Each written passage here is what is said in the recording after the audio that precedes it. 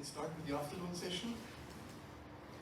And now it's a pleasure for me to introduce someone, and I hope I can take this special information from our discussion yesterday in the beer garden, that you have moved through different organizations recently, from being an obstetrician to now working in a medical device company.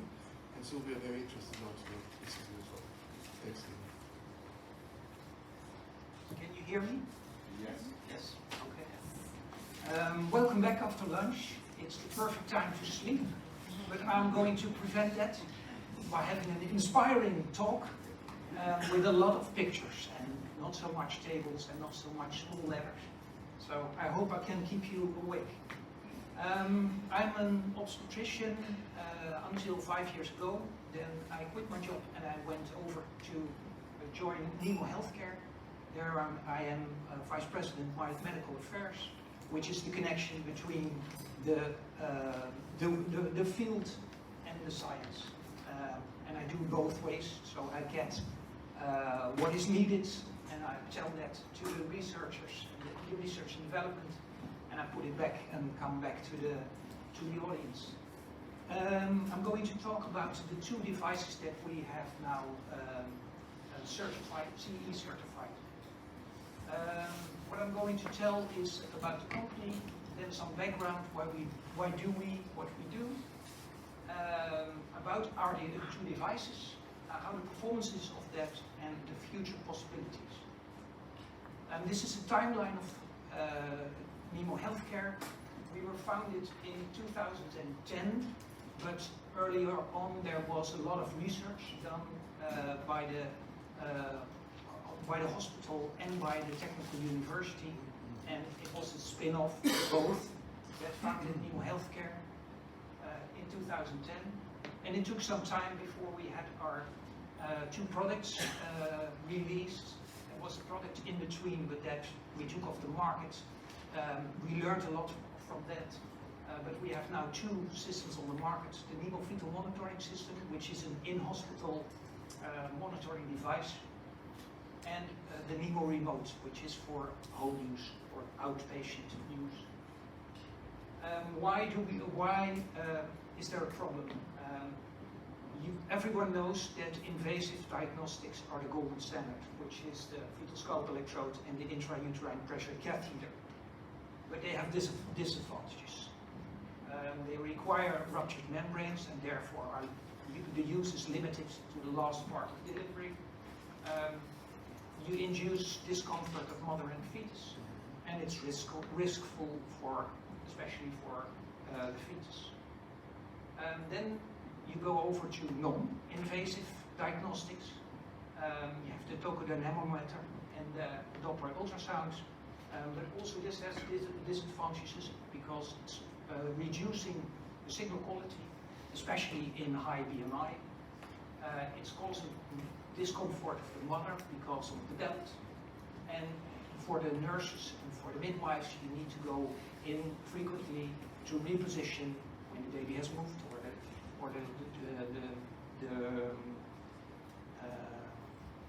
the probes are not situated on the right side.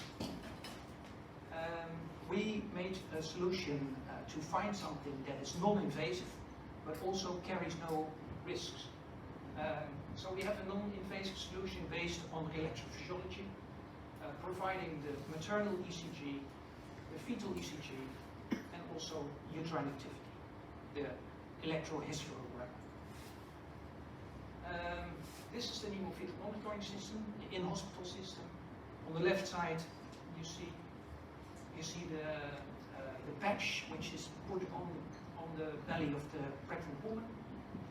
Then the green dot is the link that connects wireless to a base station that's connected to the infrastructure of the hospital. And we have a Nemo remote system that is the same patch with the same link, but then communicates to an iPad, and on the iPad there is an app, the Nemo app, that tells you how you should put the patch on your belly, and then the measurement is started. It's stored in the cloud, and as a hospital you can get the information over there. So we're not sending our information inside the hospital, because that's a risk that the hospital says we don't want to be open all the time for viruses, etc. We collect where you store it. These are the CTG-like tracings with the maternal heart rate based on the maternal ECG from the R-peaks interval, the fetal heart rate, and the electrohysterography. This is a connection between, in the lower picture you see the overlap between scalp electrode and the fetal monitoring system. And it's really good because it's also the same technique, because also the scalp electrode is based on electrophysiology. It is only one lead, and the patch consists of 6 electrodes, but 4 measuring electrodes, so it's a 4 lead. How's the performance? The success rate of the system is almost 99%, which means that there is no output in 1.1%. This is stage 1.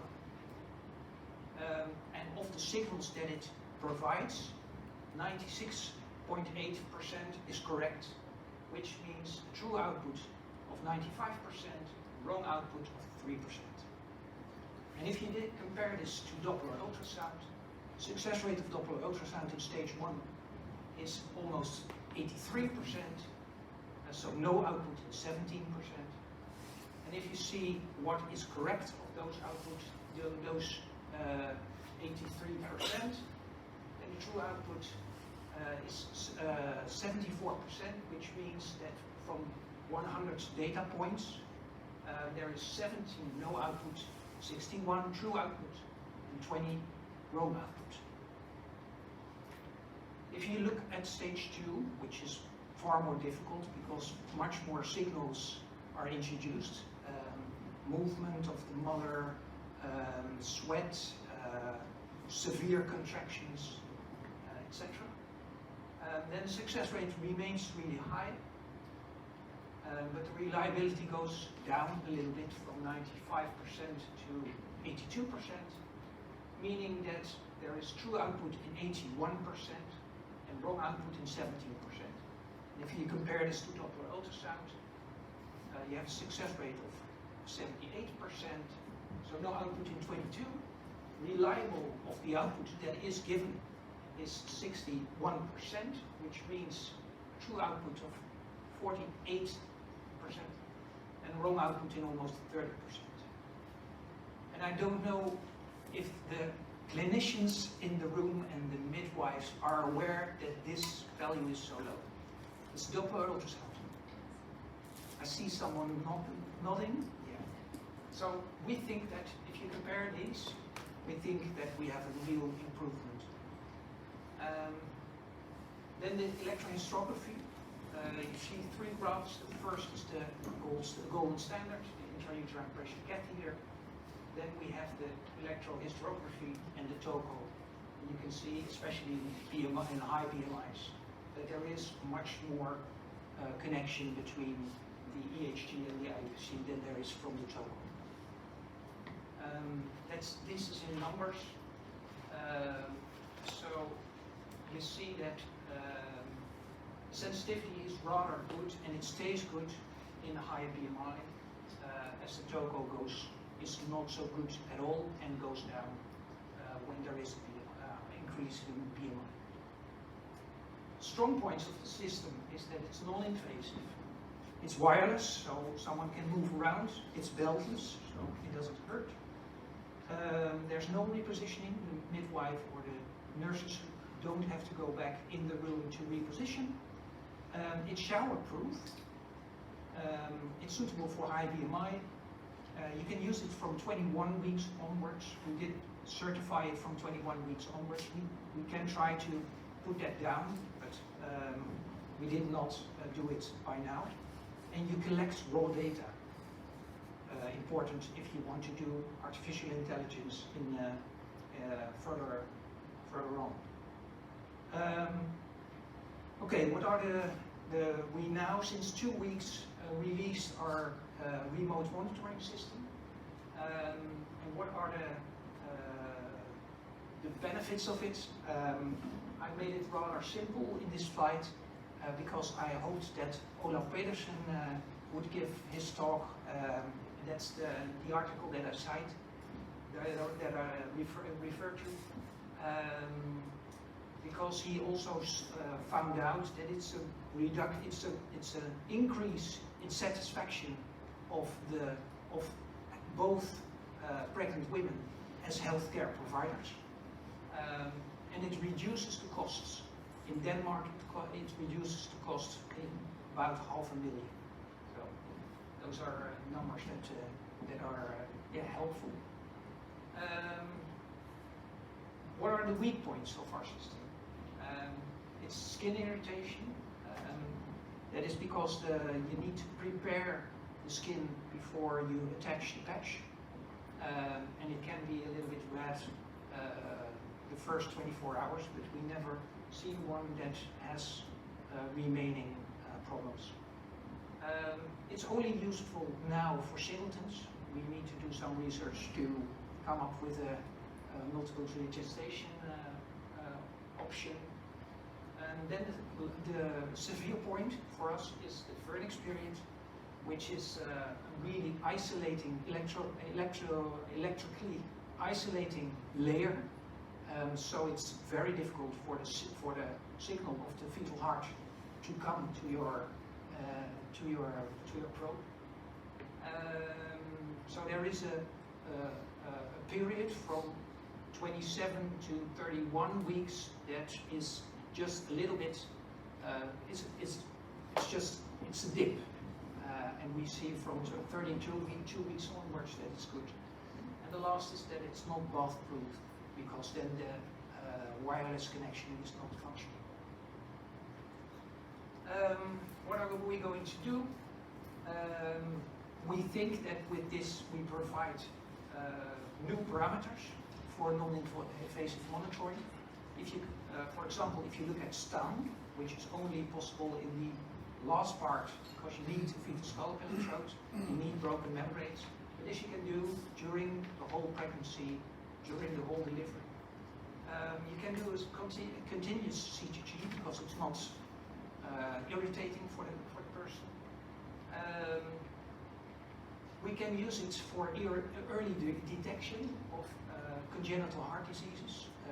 For example, in combination with ultrasound, when you do the ultrasound at 20 weeks and you see something, you can compare it to have more information and to make a better diagnosis. Or perhaps even in screening, just only put the patch on, and if there's a problem, then you look really good at the heart with your ultrasound. We try to develop the solution for twins. And as I already said, it can improve the possibilities for artificial intelligence because you collect raw data, and if we are able to really collect all the neonatal outcomes, then this might be a good benefit. Thank you very much.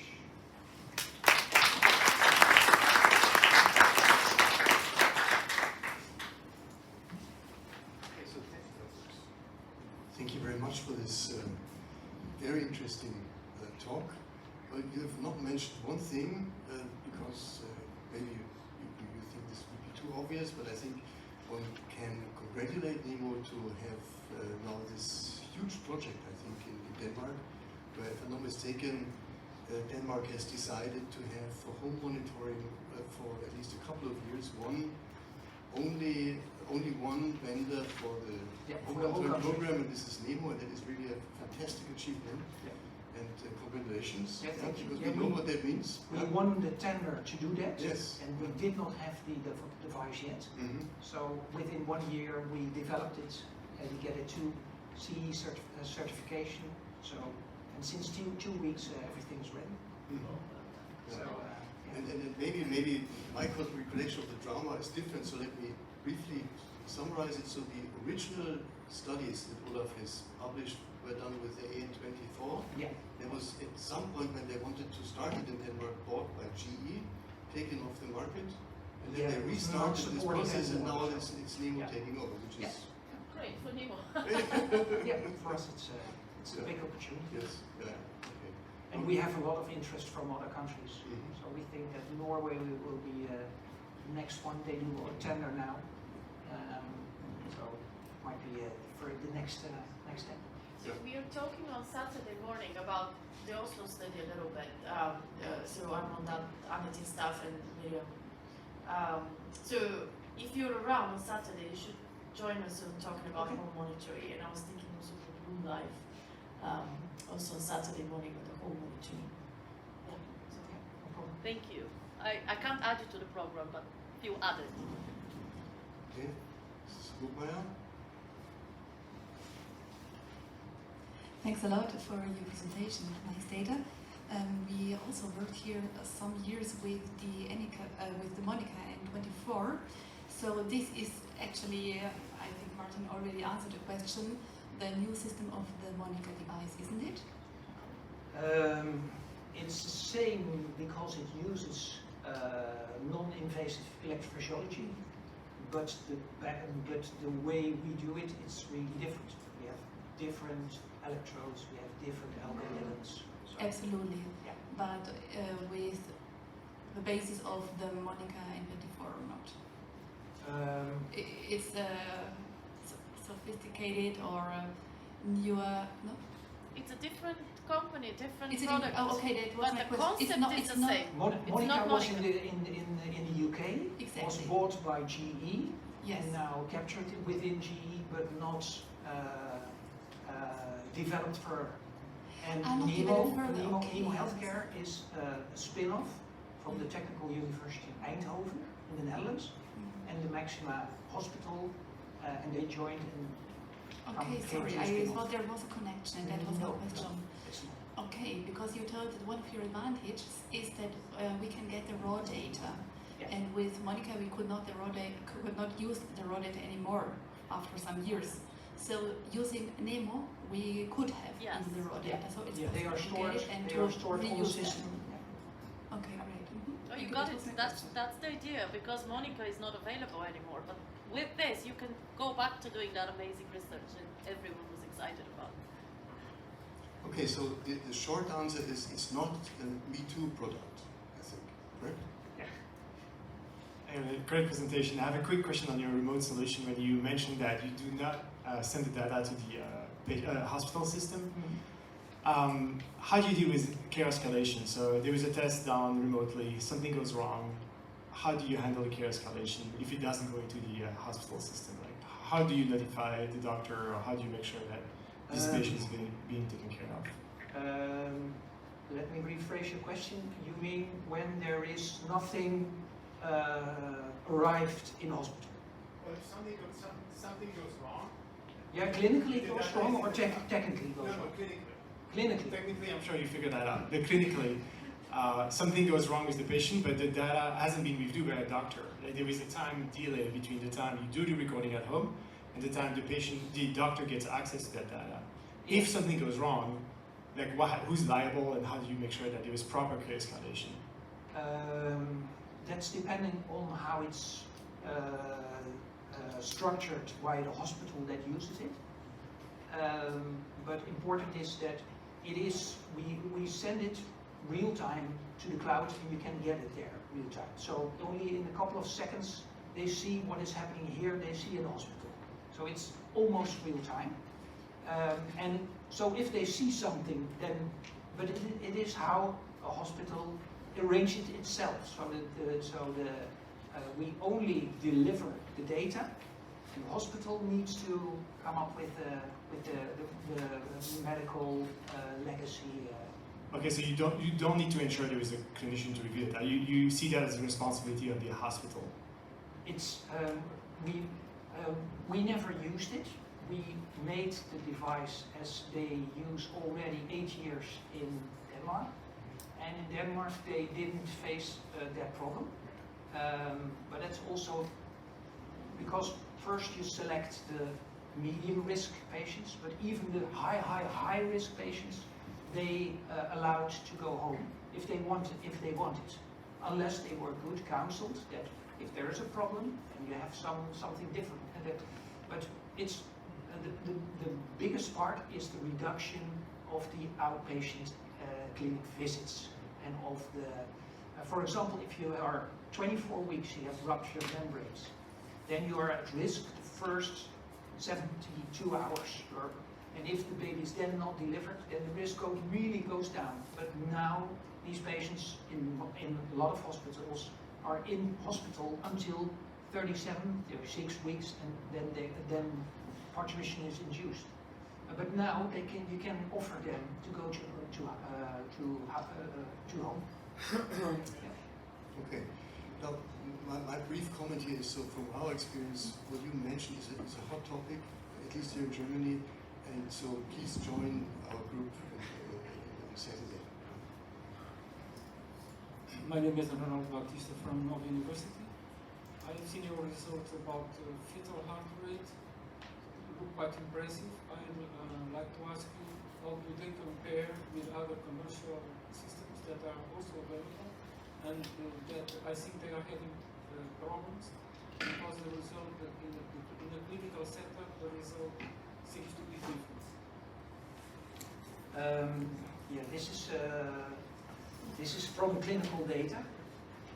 So I think these are the clinical numbers. And if you compare to this, this was the only article that a paper that was made on Doppler ultrasound, on which with which I compared. If we compare it to the Monica device, for example.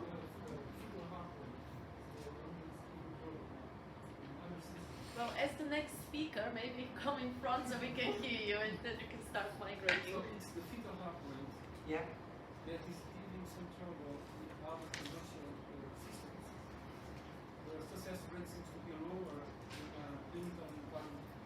So I'm asking you if it is the same for you. How do you compare with the other systems, commercial systems?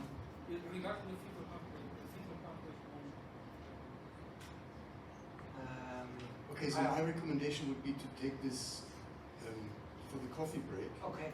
And make now the change. Sorry, right? I didn't get it. It's fine. And then I think you're the next speaker. And so let's first thank the other speaker again.